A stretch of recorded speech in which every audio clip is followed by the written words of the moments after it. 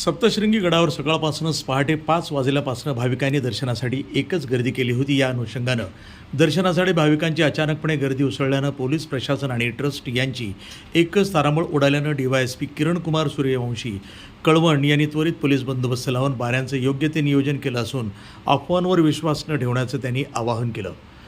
सप्तशृंगी गडावरील चैत्रोत्सवाच्या 5व्या दिवशी भाविकांची मोठी गर्दी उसळली।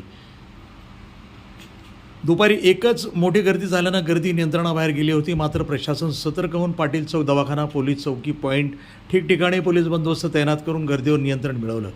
कुठल्याही प्रकारची चेंगराचेंगरी झाली नाही। भाविकांनी कुठल्याही अफवांवर विश्वास ठेवू नये असं आवाहन पोलीस प्रशासनातर्फे करण्यात आलं।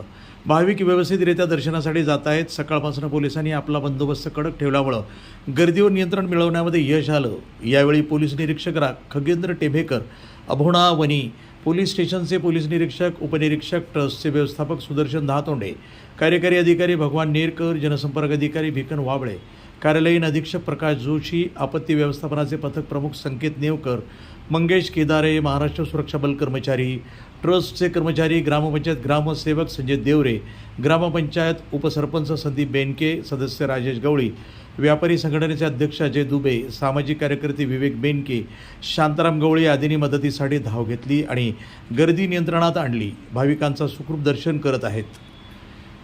चेंगराचेंगरी सप्तशृंगी गड येथे झाल्याच्या बातम्या झाल्याची माहिती कळाली। वस्तुस्थिती बघितली तर अतिशय मोठ्या प्रमाणात झालेली भाविकांची गर्दी, कारण ही गर्दी पायी येते। पायी गर्दीवर नियंत्रण करणं घाट मार्गावरती कुठेही ऑप्शन नाही आहे।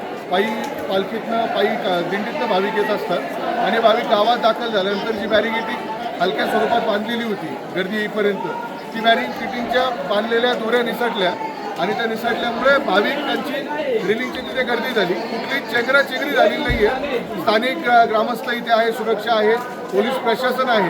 कुठल्याही पद्धतीचं अशी दुर्घटना इथे घडलेली नाही आहे। तरी माध्यमांकडे जी काही बाईट आली ती फक्त गर्दीची होती आणि रेलिंगच्या तिथल्या बांधलेल्या दोऱ्या निघल्यामुळे जो काही तिथे थोड्या वेळासाठी गोंधळ झाला, त्या गोंधळच्या शूटिंग कुणीतरी समाजकंटकांनी पाठवून माध्यमांना दुर्लक्षित प्रवाहाकडे नेलेलं आहे। तरी भाविकांनी गैरसमजुतीवरती कुठला विश्वास ठेवू नये। प्रतिनिधी दिगंबर पाटोळे, वणी, नाशिक, NTV न्यूज मराठी।